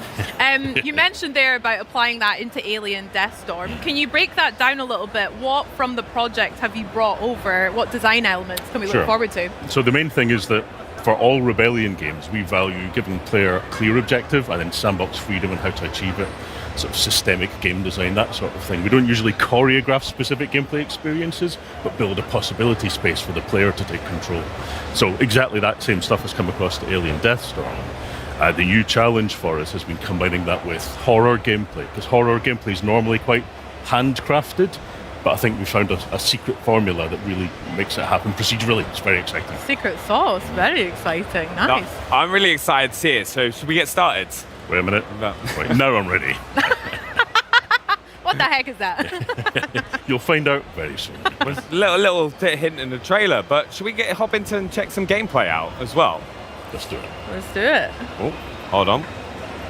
It will come up. Ah, here we go. Now, this is the Megastorm in full swing. What are we doing here? So you play as an engineer who's been called into an off-world colony. The colony's gone dark, there's no signals coming from it. You think you're there to do a repair job to help sort the colony out, and as you explore, you discover that people have gone missing, the situation's getting worse, you're trapped there, and it's a desperate fight for survival. Now, the game balances, like I said, the combat intensity of like a sort of horror shooter with investigation and discovery. So you're, as an engineer, you're kind of exploring the situation, finding out what's happening, and as you do so, the storm is tearing the place apart. So you're fighting to survive at the same time. Nice. Can you break that down a little bit further? The engineer's role, that's a pretty specific choice there. How does that come into play with gameplay? Well, we wanted to give you a framing that meant that you felt like a sort of an everyman doing your best to survive. So you arrive there with a load of tools, including this giant sort of hammer here, you know, to do a bit of percussive maintenance to try and get the place up and running. So instead of doing traditional objectives where you're told exactly what to do, instead we've got a system that we call Squire that you use to kind of diagnose the situation and figure out what's going wrong. So what we can see here is the player exploring around, testing out the locations, trying to see what's happening and trying to piece together in their head how to tackle the situation in front of them.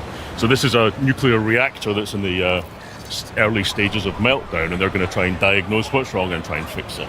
So the player has to be observant, they have to engage with the environment, piece together clues that kind of frame them as a detective figuring out how to solve this stuff. Very interesting. That just scared me. I was not expecting the ceiling to collapse. Well, good.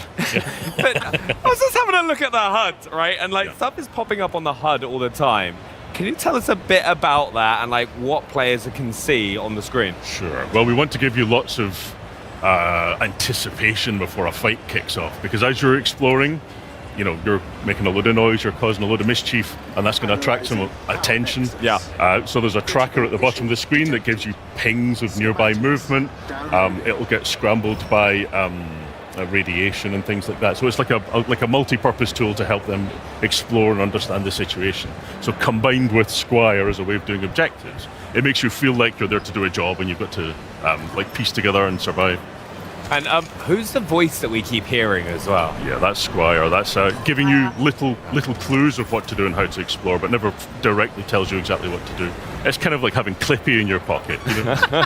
I'm a big fan of the naming Squire. That's very fitting. How many iterations did you guys have to go through for that name? Well, we always like to give things a kind of uniquely British twist, a uniquely British flavour to it, and it feels like a nice little like friendly friend in your pocket kind of thing. So it seemed like a natural fit. Squire.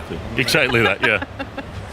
Awesome. Now, in the footage as well, I can hear some of the music making that tension, a bit more buildable, and you mentioned some horror scenarios too. How can fans of horror games expect Alien Deathstorm to fit into their spooks and scares like Benny did with from Rebellion? Well, I think this is one of the most exciting parts of the game, because the jump scare that got you there might not happen for another player. Oh. It's all tuned around the player's exploration, the player's experiences. So, as you're making a lot of noise and you're exploring, you might be attracting unwanted attention. You get a nice long bit of anticipation before the horrors turn up. But the fights and the encounters will be different for every single player. So it doesn't matter how many times you've gone through it before, you might never be prepared for what's about to happen. Exactly that. That's class. Now, looking at the objective as well, right? Right now, we're trying to repair and restore power to the reactor, right? What else is around here? What other kind of resource or enemies are we keeping an eye out for? Because in the trailer we saw a lot, and right on cue. Yeah. So the player here has been poking around, attracting attention, and that's spawned some enemies because they heard the sound and they came to take out the player. Yeah. So there's a balance, there's a tension between scavenging for resources and trying to understand the situation, but you're going to be attracting attention to yourself, so that the fight might get worse. Is that risk versus reward all the time? You're like, actually, do I have enough, or should I just go straight for the objective? Exactly that. Yeah. We saw a couple of different scary looking guys there as well. Have they got different names? What kind of different enemy types can we expect? Yeah, so there is a range of aliens throughout the game. In this demo here, you'll see scuttlers there, you'll see other ones called soldiers, but there's a load more that sort of unlock over the course of the game. But as devs, we don't even know exactly what aliens will be and what encounters, because it's all procedural and dynamic. Wow, that's very exciting. And to defeat these aliens, right, we're gonna need weapons, just like what you've got on the desk. What weapons are players going to have in Alien Deathstorm? Yeah, so there's a good range of weapons. You'll only see, I think, 3 of them in this demo. And they're all very kind of grounded, real-world weapons, because we felt like that kind of that suit the tone, that kind of gritty, grounded sci-fi environment. So you'll see an SMG here, the shotgun, a pistol that's always got ammo. And you can upgrade and tailor the weapons to your personal playstyle. So as you explore, you might find things like a holographic sight to help you aim the gun, and you might choose that's your playstyle, you might prefer it. How does that actually work for weapons, the upgrade system in Alien Deathstorm? There's workbenches found throughout the game, and you sort of collect crafting materials as well, and blueprints for the various parts. Very good. Very fun. Do you have a favourite weapon that you want to talk about so far? I always love a shotgun. Nice. Shotgun. Can't go wrong there. So let's hop back into the world a bit, because Rebellion games have always had a great reputation for like exploration, discovering and looking around for like new attachments. How does Alien Deathstorm encourage players to venture off the beaten path, especially if you're going to be like potentially running into more aliens for doing so? Yeah, well, we strongly believe in player freedom, and like part of the fun of it is finding your route through the environment and choosing how to engage with it. So there is that risk reward, that balance of trying to find those resources and survive, but watching out for threats. So one of the ways that we tackle that is we try and make each environment you explore have a kind of internal logic to it. So this is like a space reactor, and I don't know about you, but I've never been to a space reactor myself. But we try and make sure it's got a kind of clear signposting, clear exploration, so that you can either explore everywhere for resources, or you can sort of get a quick understanding of how you're supposed to explore. But we leave it completely up to the player. I always love like going on exploring, because it's like when Atom Force spent so long trying to search for Morris's hairline, which is just, my character was made bald as bald can be. I don't know, it's pretty accurate. Sorry, that was hard. I mean, we've got aliens, we've got nice alien guts to look forward to as well, but what other challenges, like that one, can our players look forward to? That was class. Yeah, all the best games have got a white visor button, right. So you saw that there, but also if you're out in the storm getting pelted by the elements, you might have to wipe to be able to see what you're doing as well, which can lead to some really tense, exciting gunfights where you're trying to juggle visibility while shooting the aliens and trying to survive. So it's all about that kind of immersive, gritty, make you feel like you're really in the suit. Yeah.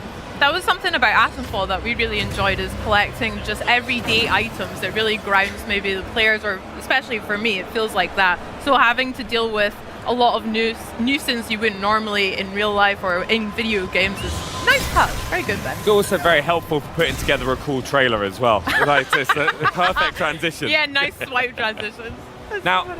Now, we've said this a few times as well, like, as we're getting into these fights and the weapons that we're using, what else helps make each encounter unique that you're running into? Because you've said a few times that you never know what's going to happen. Yeah, so behind the scenes, as well as the player kind of making a load of noise and exploring, we can fine-tune to encourage encounters in certain situations, to kind of build set pieces a little bit. You know, there's a balance between dynamic and making sure that you'll have those high points. But we absolutely don't know with each time what encounter you're going to hit. All of the spaces are designed so that no matter what kind of encounter you get in them, it's going to be an interesting fight. And as you blend different kinds of aliens at once, your strategy has to become much more complicated. I bet that must be quite a challenge when there are a variety of them around like this, swapping weapons or tactics, etc. Yeah, so a lot of the fun in the game comes from splitting the player's attention between trying to solve the puzzle of the environment and then having to deal with unpredictable aliens coming from every direction. Can we get into a little bit as well, like some of the equipment that you have access to? Because we just did a stim there as well. Yeah, so in this trailer here, you'll see stims and grenades as a couple of additional pieces of equipment you've got. There are more to come in the full game. You can also throw flares to light up the environment ahead of you. Nice. And like, kind of, what are kind of so right now, as we're kind of making our way through the level, what else should players be looking out for? Well, at this exact point in time, looking out for the alien that's jumping at the head. Okay, we've made it to the reactor as well, is that right? Very cool. So you never quite know when the fight's going to cool down, or if it's going to bloom back up and you're going to have to encounter more aliens, so you've really got to keep your wits about you. And in this space here, you can see that the tracker has, the scanner is noisy. Yeah. You know, so because you're near a reactor, it's messing with your equipment, so you lose a little bit of health. Yeah. So you're going to be unaware, like, exactly where aliens are going to be coming from. Also, with these big fights kicking off, what are some of the most effective tactics that players could kind of use to get those situations? Because you obviously want to kind of thin the horde down at times, so you can then go back to exploring the area. Yeah. So a lot of the time, like this encounter here, you can see that there's a fight has kicked off in this space, but the player can still do a runner if they choose to. So you've always got the opportunity to reposition and choose a best place to defend yourself. And you hear the aliens coming with a lot of notice before they actually arrive, before they start climbing down the walls and piling out of the air vents. So you've got lots of time to choose a spot that you think's defensible. Doesn't always work. That's very smart. Oh. Wow. That looked pretty busy there. Lots of enemies swarming us at once. You mentioned some tactics, but I don't know if I would maybe be up to it on my own. Would it be okay to ask Benny to give me a hand finishing those aliens off? Or? Well, one of the great things about all of the fights being dynamic is that if you play through with another player, you'll get a completely different experience again. Yeah, just Bex to just be making loads of noise, attracting all the aliens, and then I'd be having to clean up. It's a disaster. That's crazy. Egregious. We'll see how that goes, I bet. It'll happen on stream. Ben, thank you so much for sharing that with us. It was always a pleasure as well. Yeah, and remember, Alien Deathstorm drops spring 2027 as well for players. Lots to look forward to. Yeah. Well, enjoy Gamescom, Ben. And for us here, this year marks 25 years of Xbox. And for many of us who have been playing since the beginning, it's a special moment. For me personally, my first ever console was the OG Xbox that I got for Christmas. Back in 2003, I had Kung Fu Chaos, Project Gotham Racing, and Rayman 3. But playing Xbox games has actually helped me cultivate a whole bunch of my interests outside of gaming. The fact I was really obsessed with SSX3, the snowboarding game. That was class. So much so that I took up snowboarding in real life. So I'm very happy to be here celebrating 25 years too. I did that as well and then went face first into a hut. It was a disaster. But as we celebrate the last 25 years, we can also look forward to what is to come. Like the world premieres announced today, Chosen by Odin and Dumpster Gang. Plus, with the biggest games coming to Xbox like Minecraft Dungeons 2, Gears of War E-Day, Fable, EA Sports FC 27, NBA 2K 27, Call of Duty Modern Warfare 4, and Grand Theft Auto 6. No matter where or how you game, the best place to play is Xbox. Now, to a throwback making a comeback. This next game is sure to make fans of Persona 4 smile wide. We've got a brand new story trailer as well as a deeper look at what fans can expect when the revival of this epic franchise drops next year. So take a look. So, are you getting used to it out here? There isn't much to do compared to the big city, but there is that certain something you can't get anywhere else. Bring you more details about the incident in Inaba, a small town shrouded in fog and mystery. The nicest thing about this town has been the peace and quiet. And now we're gonna be the center of attention. Police are treating this as part of a serial murder case. You ever heard of the Midnight Channel? On a rainy night, you look into a TV that's turned off. When the clock strikes 12, someone else will appear on screen. Really? An urban legend. Not even a kid would believe something that stupid. The time has come to open thine eyes. Call upon power within. No.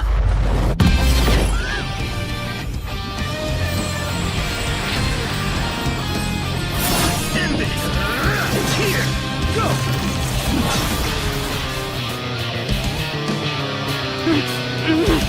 No!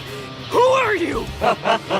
I'm your shadow, and there's nothing about you that I don't know. I don't believe you. You're not me! Doesn't it seem like that world in the TV has to be related to Senpai and Yamano's deaths?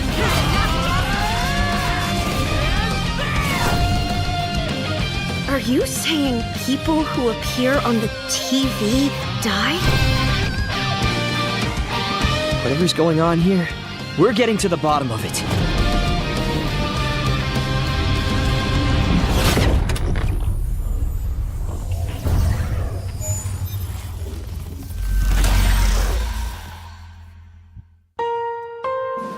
皆さんこんにちは。ペルソナスタジオゼネラルプロデューサーの和田和久です。先ほどご覧いただいたストーリートレーラーではペルソナ4リバイバルの新たな姿をご紹介しました。本作は静かな地方都市を舞台に連続殺人事件とそこで次第に明らかになっていく隠された真実を追い求める物語です。しかしペルソナ4は単に事件の真相を追うだけの作品ではありません。その根底にあるのは人と人とのつながり、自分自身についての真実を見つけていくこと、そしてそうした絆の中で紡がれていく人間ドラマを描いた物語です。Someone in town is definitely kidnapping people and throwing them into the TV. これらの対比こそがペルソナ4を特別な作品にしています。明るく青春に満ち、思わず笑みがこぼれるような親しみやすさや人との距離の近さを感じたかと思えば、次の瞬間には不穏な空気に包まれることもあります。稲葉の温かな日常があるからこそ事件の謎はより強く心に迫ります。そしてその事件を取り巻く闇が深いからこそ仲間と過ごす何気ない日々がよりかけがえのないものとして感じられるのです。シリーズ未経験の方にとっても本作はペルソナというシリーズを最も象徴的に体験できる作品の一つです。地方都市で高校生活を送り、人々との出会い、関係を築きながら一日一日をどのように過ごすかを選択していく。そして日常の裏側にはテレビの中に広がるもう一つの世界が存在しています。そこで仲間との絆が力となって、自らを支える大きな武器となります。Trust me, we know you can push your limits. 日常と非日常を行き来するこの構造はですね、ペルソナシリーズの核となる要素です。そしてペルソナ4ではその体験がさらに深い謎と結びついています。It's the picture we took the other day with all the other part-timers. この物語が描いているのは人が心の奥に隠しているもの、目を背け続けているもの、そしていつか隠し続けることのできなくなった真実と向き合う瞬間です。こうしたテーマこそが今なお多くの方々に愛され続けている理由の一つだと思います。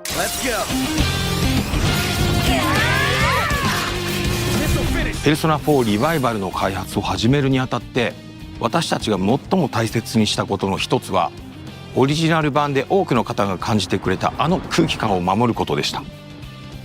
静かな田舎町稲葉の佇まい、仲間たちとの何気ない会話が紡ぐ穏やかな日常、そして少しずつ真相へ迫っていくミステリーらしい緊張感、そうした要素こそがペルソナ4の核となるものです。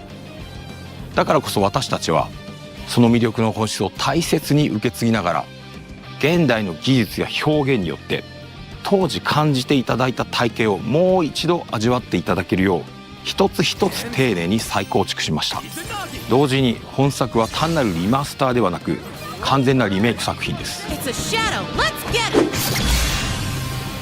リマスターがオリジナルの魅力をそのまま現代に届けるものだとすれば、リメイクはその魅力を受け継ぎながら現代のプレイヤーにふさわしい体験として新たに蘇らせるものと言えるでしょう。私たちが目指したのは、ペルソナ4ならではの魅力を大切に守りながら、現代のペルソナシリーズが持つ表現力や遊びやすさによって本作を新たに蘇らせることでした。そのため、ゲームプレイそのものも現代のプレイヤーに合わせて進化させています。ユーザーインターフェースの改善やバトルテンポの最適化、ダンジョン探索の快適性向上など、ゲーム全体をよりスムーズで遊びやすいものへと磨き上げました。初めて稲葉を訪れる人にも、久しぶりにこの街へ帰ってくる人にも、自然とこの世界に引っ込まれるような体験をお届けしたいと考えています。またキャラクター表現にも徹底的にこだわりました。ペルソナ4においてドラマチックなシーンだけでなく、仲間たちと過ごす何気ない日常も非常に重要な要素。仲間同士のたわいない会話、少し気まずさを感じるやりとり、そして突然訪れる緊張や恐怖、そうしたさまざまな感情の移り変わりをより自然に、より身近に感じていただけるよう、一つ一つ丁寧に表現しています。 Are you sure about this? I don't know. All we can do is trust our instincts at this point. さらにカメラワークや演出にも細かな調整を加え、何気ない日常のワンシーンであっても登場人物たちの感情がより豊かに伝わるように磨き上げました。ペルソナ4ならではの温かな人間ドラマを大切にしながら、キャラクターたちをこれまで以上に身近に感じていただける作品へと生まれ変わっています。 You're me, and I'm you. When you get down to it, all of this is me. ペルソナシリーズにおいて音楽は単なる BGM ではありません。作品の空気感を生み出し、物語を彩り、プレイヤーの皆さんの記憶に残るペルソナを語る上で欠かせない存在です。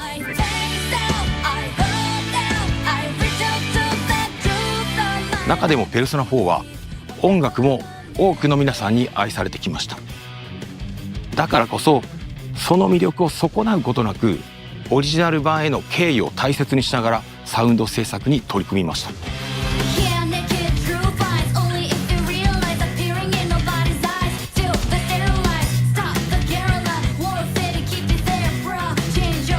原作楽曲の魅力を受け継ぎながら、ボーカル曲やバトル曲をはじめ全楽曲を現代の表現に合わせて丁寧にリファインしています。さらに本作のために数多くの新曲も制作しました。懐かしさと新しさ、そのどちらも感じていただけるサウンドをお楽しみいただければと思います。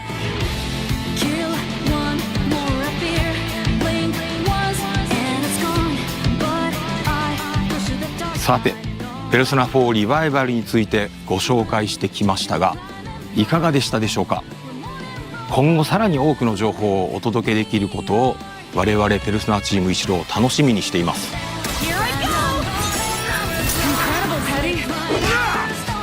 最後になりますが、本作がペルソナシリーズを初めて遊ぶ方には日常と非日常が交錯するペルソナならではの魅力を余すことなく体験していただけると思っています。そしてすでに稲葉市をよく知っている皆さんにも知り尽くしていると思ってたこの街にですね、まだまだ新たな発見や驚きが待っていることを感じていただけるはずです。ぜひペルソナ4リバイバルで霧に隠されたその真実を確かめてみてください。 Who's on air?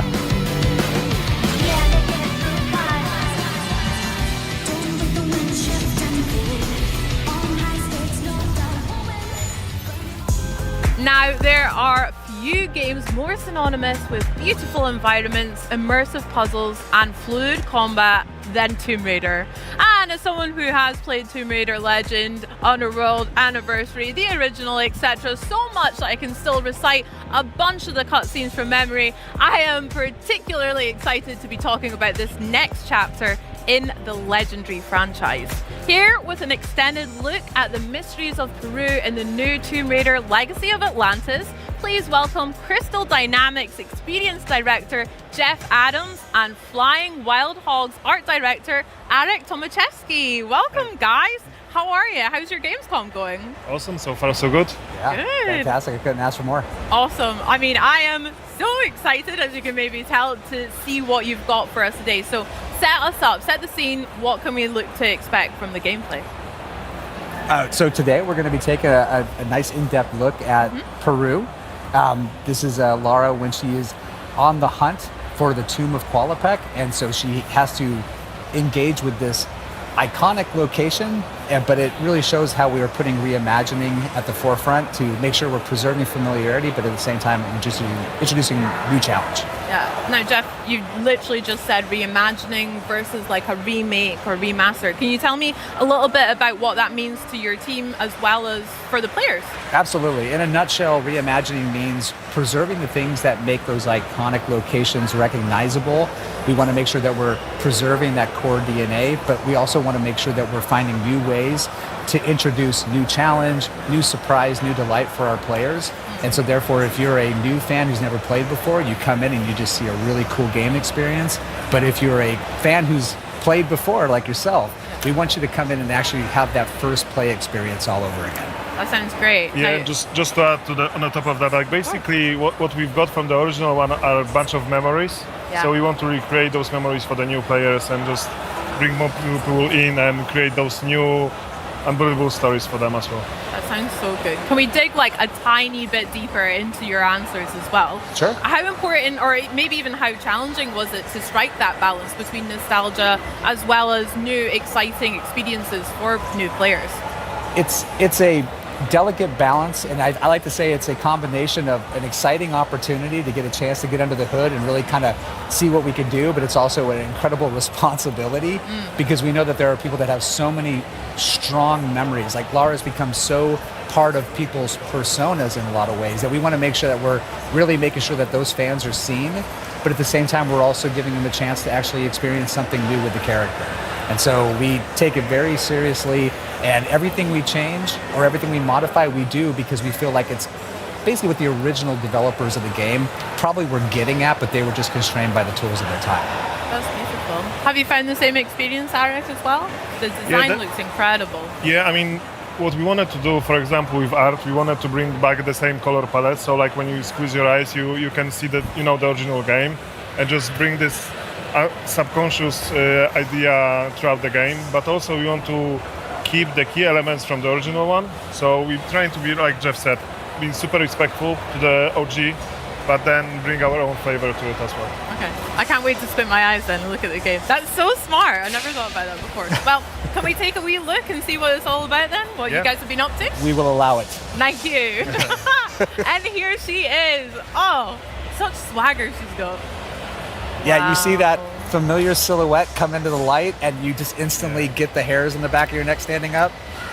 I mean, speaking about hairs on your neck, this looks absolutely incredible. Arek, talk to us about, well done, and congratulations to you, the whole team. It's the team's work, but what we're trying to do is being authentic to the place that we are bringing people in, because basically Lara Croft is archaeologist, so the places she discovers and she explores, they need to be real. So in this example, we dive deep into Incan culture and architecture in Peru, and also the plants and everything, with the idea of bringing back the original feeling. So we've done what we could we've been authentic to the Peruvian culture, but also we bring, it's a game, so we want to make it fun and beautiful. Yeah, it's really, when we dove into it, we're like, okay, the cog puzzle is such an iconic part of that game. I'm going to say iconic a lot because we are dealing with an icon. Yeah. So, but let's say they're memorable water cooler moments that people remember so well. But in a modern gaming sense, like we have we have an ability to create a higher believability sense of immersion. And so when we really kind of step back and we look at it for what it is and how we try to make the gameplay feel naturally seated and believable in the world, but just slightly out of place, like why does this exist? Yeah. It sparks a feeling of curiosity. And curiosity combined with exploration is like what Tomb Raider is at a core.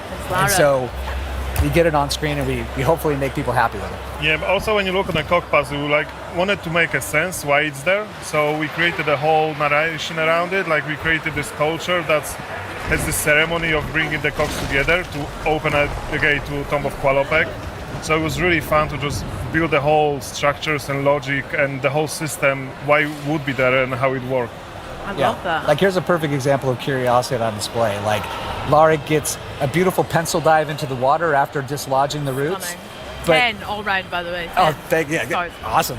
But along the way, she's like, wait a minute, I see something out of the corner of my eye. The player drives in and they come into this new space. You may have never missed this unless you or you may never seen it if you had not taken a chance to actually just look around for a beat. I mean, speaking about looking around, is there maybe particular details that you guys are really proud of or that you want players to really notice in the environment of the game? From an environment perspective, for me, was the most important. I want people to immerse in a game, and I don't want to break this immersion, so I wanted to build everything with the logic. So everything, all the mechanisms, all the puzzles, they need to be there for a reason, and me and our team, we really work really hard to make sure that every single puzzle, every single obstacle that Lara meets, it makes sense. So when you dive deep into the environment, into the world that we are playing, it's there because I want to build it, not because the game requires it to. And we don't want the environment to feel like it's a heritage site. I mean, we're in the wild. This is a lost city, lost to time that we are discovering. And as a result, we have the opportunity to kind of do some storytelling tricks where we can actually say, hey, this is a culture that evolved in isolation for a while. So how do you preserve what we know about Incan culture, but at the same time, give it a uniqueness to say, hey, it's unmistakably Tomb Raider, but it's that way because they just evolved in isolation for a while. Yeah. And when you play the game, you're going to find out why. Yeah. Sick. And then you can have a lot of fun with the overgrown aesthetic as well as obviously some of the dirt that Lara's picked up as she's traversing through these environments. That's sick. Yeah, I mean, that's a part of just making sure that the environment feels like you are the person who discovered the first in a very, very long time, because that's what she does. And we want to make sure that that's how it feels as well. Yeah, and Lara's she's not a delicate flower. She looks good, but she is going to get her hands dirty. She's going to dig in. Heck yeah. She's going to go anywhere, and she's going to follow her instincts, similar to how she's doing here. She's like, I need that cog to get that puzzle moving. I found one, but that has opened up the path to somewhere else. So curiosity is driving her. You're going to be along, helping her find that way. And we get into beautiful traversal that makes sure that Lara's physical attribute, her abilities, her athleticism is on full display in these moments. She's at her peak, right? She's at her peak. Yep. Love that. Now, the puzzles, like you mentioned, they are such an iconic part of Tomb Raider for me as well. There's so many that I remember from Greece, Egypt, all of the levels. Can you go a little bit deeper about how you've evolved them for Legacy of Atlantis? Similar to what we talked about reimagining, it's about saying, hey, this puzzle as it existed, what was the original intent here? And if that intent is something that we are like, hey, that's a really strong guiding principle, how do we take that and make it the ultimate version of what it intends to be? Sometimes that means sticking very close to the formula. Sometimes it means deviating into another area, but we do so in a way that's very thoughtful and very precise because we never want to make it feel like we're ignoring the history of this adventure that we're reimagining. We want it to feel like it's the re-debut of this game. And so adding new details like giving her gear items that allow her to extract more lore from the world, preserving some of those classic abilities like push-pull, traversal being fluid and dynamic. We'll get into combat a little bit later, but these are all just Tomb Raider things at the core. Amazing. Yeah, but just going back to the scanner thing, like you can use a scanner if you are a fan and just want to, like Jeff said, dig deep into the lore. You can scan things and find out more, but you can also use the scanner as a clue to the puzzles. It gives you clues if you want to. If you don't want to, you can just play it your way. Yeah. Nice. And that's us trying to be sensitive to the players, because there are those that want to have this full breadth of systems, but we also have our hardcore players that are like, I want 2 pistols and no help. Yeah. And we're accommodating them as well. Yeah, I love that. Giving players way more choice and following their lead as well. That's so cool. It sounds like you guys have done a lot of research as well and really respected a lot of the environments that you're talking about in real life, as well as creating a more fantasy realm for Lara to explore. That sounds sick. I mean, the research is a massive part of what we've been doing, because the cultures that we've been working on recently is Incans, ancient Greece, Egypt, and we want to be respectful to those cultures and to the history that they have, and also for the players to feel like they are actually archaeologists, not just playing the game. So that's why we've done so much research. And when we decided to partner with the Hogs on this game, co-develop it together, we knew that they were also fans of the game. I think Maddie is actually one of the designers on the Maddie, yeah. So like we've got to over the last. What we're seeing here is Lara movement in full action there. She's got a lot of swagger. Like I said, she's got steez looking. Can you talk to me a little bit about some of the innovations that Lara's movement can be experienced in Legacy of Advantis, and how it'll feel for players to play as her? What we hope it feels familiar. We hope that you can pick up the sticks and you're like, wow, this is like putting on an old pair of shoes that are super comfortable. But at the same time, we've given her a couple of more tricks that she can use to help navigate the world, such as her grapple cuff that can give her some unique abilities to interact with objects, to use it to navigate. Those little touches are additive and are meant to enhance the experience while still preserving that original intent. Very cool. But that cog puzzle, I mean, she basically knew she needed to find it. She used her instinct. She moved upwards through this beautiful little pocket city that was adjacent to this temple, discovered things about it along the way, got inside, found this beautiful water clock whose purpose is unknown. Yeah. She gets it, look at her and go. look at this. There she is. That's Lara, baby. Oh my gosh. Lara never comes in through the front door, and she never leaves without style. Oh, that's sick. So yeah, we've got this beautiful landscape around us. The environment art is stunning. I know. I mean, incredible. I mean, we try to. When you play in this game, like we want you to explore and just enjoy exploring the environment, a part of doing everything else. Like if you just want to walk around and want to figure out what was actually happening in this place and what the people were doing there hundreds of years ago, you can do so.